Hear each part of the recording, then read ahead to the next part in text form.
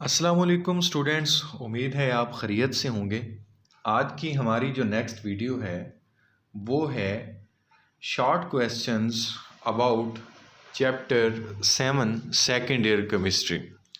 तो हम fundamental concepts of organic chemistry के बारे में यहाँ पे डिस्कस करेंगे और मैं कुछ शॉर्ट क्वेश्चंस आपके साथ शेयर करूँगा जो कि आप सॉल्व करके आने वाले जो आपके एग्ज़ामिनेशंस हैं उनके अंदर बहुत अच्छे मार्क्स ले सकते हैं और उसके साथ साथ एंट्री टेस्ट की भी बहुत अच्छे से प्रिपरेशन आपकी इन क्वेश्चन से हो सकती है। तो आइए बगैर किसी तमहीद के हम क्वेश्चंस को स्टार्ट करते हैं। पहला क्वेश्चन है, classify non aromatic compound of carbon. कि नॉन एरोमेटिक जो कंपाउंड हैं कार्बन के, उनको आप क्लासिफाई करें, कौन कौन से हैं और किस तरीके से हम उनको जो है वो क्लासिफाई करते हैं। तो आपको पता है कि एरोमेटिक ऑर्गेनिक कंपाउंड्स जो आपके पास हैं कार्बन के, मीन के अल्टरनेट डबल बॉन्ड भी हो, एटलीस्ट वन बेंजीन रिंग वाला कंसेप्ट जिसका आपको पता है। तो इस क्वेश्चन के अंदर बहुत शॉर्ट सा आंसर है इसका कि वो कौन कौन सी क्लासेस हैं हमारे पास नॉन एरोमेटिक कंपाउंड्स की। तो आप यहाँ पे एक्सप्लेन कर सकते हैं। ओपन चेन एलिफेटिक जो आपके पास ऑर्गेनिक कंपाउंड है, और उसके साथ साथ क्लोज चेन में जो आपके पास एलिसाइक्लिक कंपाउंड्स हैं उनको आप नॉन एरोमेटिक के केस के अंदर डिस्कस कर सकते हैं। यहाँ पे उन क्लासेस को लिख सकते हैं आप। तो उम्मीद है आपको इस क्वेश्चन के अंदर क्या क्या लिखना है उसकी अच्छे से समझ आ गई होगी। नेक्स्ट हमारे पास क्वेश्चन है, question number 2, give the general formula of open chain saturated hydrocarbon. पहले तो आपको ये बात अच्छे तरीके से समझने की ज़रूरत है कि ओपन चेन जो आपके पास सैचुरेटेड हाइड्रोकार्बन है, इट मीन्स के यहाँ पे हमारे पास जितने भी कार्बन के बॉन्ड्स हैं वो मोस्टली जो आपके पास है वो कार्बन जितनी भी वैकेंसीज रखता है वो सैचुरेटेड हैं और यहाँ पे सारे के सारे सिंगल बॉन्ड्स हैं। क्योंकि ओपन चेन और उसके साथ साथ सैचुरेटेड कंपाउंड्स की बात कर रहे हैं तो वहाँ पे सैचुरेटेड कंपाउंड के केस के अंदर डबल बॉन्ड और ट्रिपल बॉन्ड की गुंजाइश नहीं होती। यहाँ पे सारे के सारे सिंगल बॉन्ड्स होते हैं। तो इस चीज़ के डिस्कस करने के साथ साथ आप इसके क्वेश्चन में जो जनरल फार्मूला आपके पास अल्केन का होता है वही सैचुरेटेड हाइड्रोकार्बन होते हैं ना, अल्केन्स। अगर हम अल्कीन और अल्काइन की बात करेंगे तो वो तो अनसैचुरेटेड हाइड्रोकार्बन के अंदर चले जाएंगे। तो आप सैचुरेटेड हाइड्रोकार्बन का मीन के अल्केन्स का जनरल फार्मूला जो कि आपके पास होता है CnH2n+2, यही इस चीज़ के लिए जो होता है वो जस्ट वैलिड होता है। उसके अलावा CnH2n-2 या फिर CnH2n वो वाले general formulas saturated open chain saturated hydrocarbons के लिए वैलिड नहीं होते। इसके बाद बेटा हमारे पास क्वेश्चन है, क्वेश्चन नंबर 3, और क्वेश्चन नंबर 3 में हम डिस्कस करेंगे how many primary, secondary and tertiary carbons are present in methyl cyclopropane. तो कोई इतना लंबा चौड़ा क्वेश्चन नहीं है। इस क्वेश्चन के अंदर आपने प्राइमरी, सेकेंडरी और टर्शरी कार्बन्स के बारे में बताना है कि कितने प्राइमरी, कितने सेकेंडरी और कितने टर्शरी कार्बन आपके पास यहाँ पे मौजूद होते हैं किसके अंदर, मिथाइल साइक्लोप्रोपेन के अंदर। अब यहाँ पे एक बात और पे गौर करनी है आपने कि प्राइमरी जो आपके पास है कार्बन उसका आपको कैसे पता चलेगा, सेकेंडरी कार्बन का कैसे पता चलेगा और टर्शरी कार्बन का कैसे पता चलेगा। प्राइमरी कार्बन तो आपके पास ऐसा कार्बन होता है जो कि फर्दर जस्ट एक कार्बन के साथ जो है वो अटैच हो। किसके साथ अटैच हो, एक कार्बन के साथ अटैच। तो यहाँ पे अगर हम साइक्लोप्रोपेन के बारे में बात करेंगे तो यहाँ पे सिर्फ एक आपके पास प्राइमरी कार्बन होता है जो कि मिथाइल का होता है। और उसके साथ साथ अगर हम देखें कि टर्शरी कार्बन कितने हैं, तो टर्शरी कार्बन भी आपके पास सिर्फ और सिर्फ एक होता है जो कि CH है। CH के साथ जो CH वाला जो कार्बन है ये टर्शरी कार्बन है। और अगर हम यहाँ पे सेकेंडरी कार्बन्स की बात करें तो यहाँ पे जो CH2 CH2 दो हैं, ये दोनों के दोनों सेकेंडरी कार्बन्स हैं। तो उम्मीद है आपको इस क्वेश्चन की भी अच्छे से समझ आ गई होगी।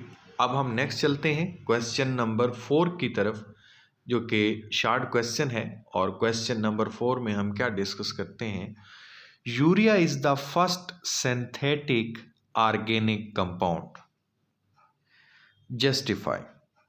तो आपने इस क्वेश्चन के आंसर में लिखना है yes urea is first synthetic organic compound, और फिर आपने नीचे एक रिएक्शन देना है जिसके अंदर आपने इस चीज़ को एक्सप्लेन करना है कि जो यूरिया है हमारे पास वो अमोनियम सायानेट से हम इसको बनाते हैं। और अमोनियम सायानेट किसके अंदर चेंज होता है, NH2CO, NH2 में चेंज होता है, यूरिया में चेंज होता है, जिसकी वजह से हम कह सकते हैं कि urea is a synthetic organic compound. इसके बाद बेटा हमारे पास नेक्स्ट जो क्वेश्चन है शॉर्ट क्वेश्चन, वो है क्वेश्चन नंबर 5।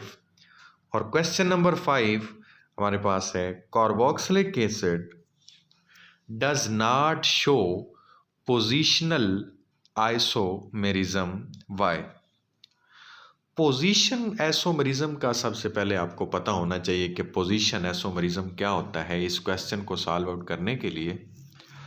तो यहाँ पे हम देखते हैं कि कार्बोक्सिलिक एसिड पोजीशन जो आइसोमेरिज्म है वो नहीं देता। उसकी रीज़न क्या है, तो इसकी रीज़न ये है कि फंक्शनल ग्रुप जो हमारे पास होता है ना कार्बोक्सिलिक एसिड के अंदर, उसकी पोजीशन कभी भी चेंज नहीं हो सकती किसी भी तरीके से। आप और कार्बोनाइल और OH जो आपके पास ग्रुप है उसकी पोजीशन को चेंज नहीं कर सकते, उधर लगाएं या उधर लगाएं, बात तो वही है। जब उसकी पोजीशन चेंज नहीं होती, फंक्शनल ग्रुप की पोजीशन ही चेंज नहीं होती हो सकती, तो फिर हम किस तरीके से कह सकते हैं कि कार्बोक्सिलिक एसिड जो है वो पोजीशनल आइसोमेरिज्म को शो करते हैं। तो इसका आंसर आप इस तरीके से लिख सकते हैं। नेक्स्ट आपके पास क्वेश्चन आता है question number 6, alkenes do not show geometrical isomerism why. वो कहता है कि अल्केन्स मीन के जो सिंगल बॉन्ड हाइड्रोकार्बन्स हैं हमारे पास, alkenes do not show geometrical isomerism, वो ज्योमेट्रिकल आइसोमेरिज्म शो नहीं करते। उसकी रीज़न क्या है, तो आप सबसे पहले तो अपने पास एक अल्केन का स्ट्रक्चर बनाएं और उस अल्केन में ये देखिए कि क्या कोई वहाँ पे डबल बॉन्ड है। तो अल्केन के अंदर कहाँ से आया डबल बॉन्ड भाई, अल्केन के अंदर तो सारे के सारे सिंगल बॉन्ड होंगे। अब जब सारे सिंगल बॉन्ड हैं तो फ्री रोटेशन पॉसिबल है सिंगल बॉन्ड के अराउंड। तो जब फ्री रोटेशन पॉसिबल है तो फिर ज्योमेट्री किस तरीके से, ज्योमेट्रिकल आइसोमेरिज्म को वो कैसे शो कर सकते हैं। तो ये इसका आंसर, इसके आंसर में ये लिखना है आपका। उम्मीद है आपका इसके रिलेटेड बहुत अच्छे से कंसेप्ट क्लियर हो चुका होगा। उसके बाद बेटा हम यहाँ पे क्वेश्चन नंबर 7 की बात करते हैं। क्वेश्चन नंबर 7 है कि व्हाट आर थायो ईथर। थायो ईथर क्या होते हैं बेटा, थायो ईथर आपको पता है, आपको इस चीज़ का पता है कि ईथर ग्रुप क्या होता है।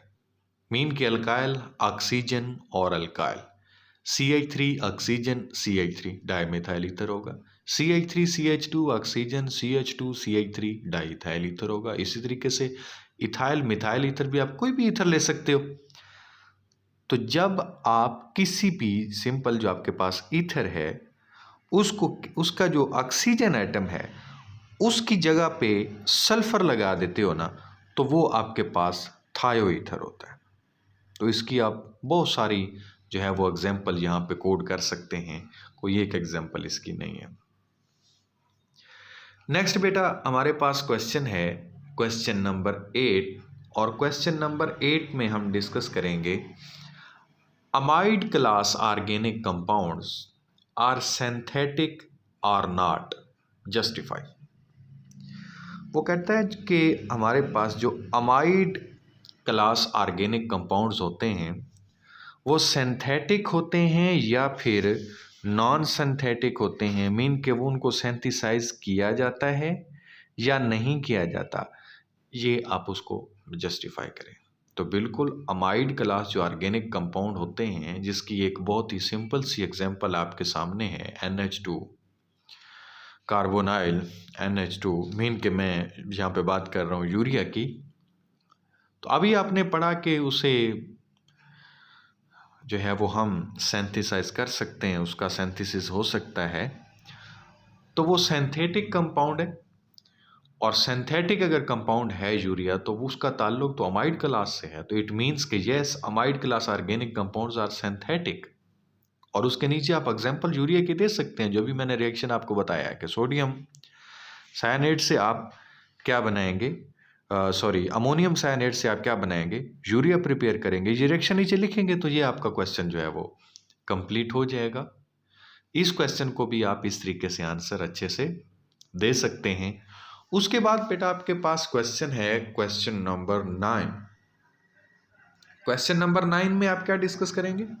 क्वेश्चन नंबर 9 है give the general formula for propene and propyne, कि प्रोपीन और प्रोपाइन के लिए जनरल फार्मूला जो है ना वो दीजिए। तो आपको पता है कि प्रोपीन जो है वो किससे रिलेटेड है? प्रोपीन बेसिकली एक अल्कीन है और प्रोपाइन जो आपके पास है वो बेसिकली एक अल्काइन है। तो अल्कीन और अल्काइन के जो जनरल फार्मूलाज हैं वो आपको आते होंगे। मीन के अगर हम अल्कीन की बात करते हैं तो CnH2n उसका जनरल फार्मूला है, और अगर हम अल्काइन की बात करते हैं तो CnH2n-2 जो आपके पास है वो अल्काइन का फार्मूला है। तो इसी तरीके से हम कह सकते हैं कि प्रोपीन का जनरल फार्मूला CnH2n है और प्रोपाइन का जनरल फार्मूला CnH2n-2 है। इसके बाद बेटा हमारे पास क्वेश्चन है what are alkanoic acid, what are alkanoic acids give their suffix. अच्छा, तो इस क्वेश्चन का हम किस तरीके से आंसर देंगे कि अल्कानुइक, पहले तो आपको ये पता होना चाहिए कि अल्कानुइक एसिड क्या होते हैं। बेटा अल्केन है, अल्केन सिंपल अल्केन, उसका ई हटा के हमने उसके एंड पे क्या चीज़ ऐड कर दी है, उइक एसिड हमने ऐड कर दी है, उइक एसिड। तो आपको पता है कि जब भी हम नेम लिख रहे होते हैं तो नेम लिखते लिखते हमें ये चीज़ देखते हैं कि जब भी किसी एसिड को हमने नेम देना हो तो हम एंड पे क्या अटैच करते हैं, उइक एसिड। गिव देयर सुफिक्स, तो सुफिक्स आपको पता है कि बाद में आने वाला, प्रीफिक्सेस की अगर आप बात करते हैं तो वो पहले जो हम लगाते हैं तो उविक, क्योंकि हम बाद में लगा रहे होते हैं अल्केन के बाद, प्रोपा नुविक, ब्यूटा जो आपके पास है नुविक।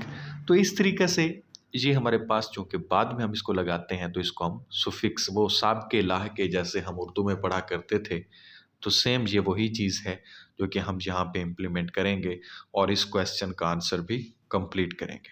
उम्मीद करता हूँ कि आज के तमाम क्वेश्चंस आपको बड़े अच्छे लगे होंगे, बड़े इंटरेस्टिंग लगे होंगे।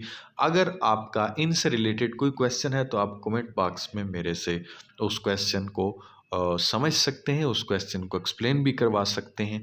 इंशाल्लाह आप जो भी टॉपिक, कोई भी टॉपिक अगर आप कमेंट बॉक्स में कहते हैं तो मैं ज़रूर उस पर इंशाल्लाह वीडियो बना के आपको एक्सप्लेन करने की कोशिश करूँगा।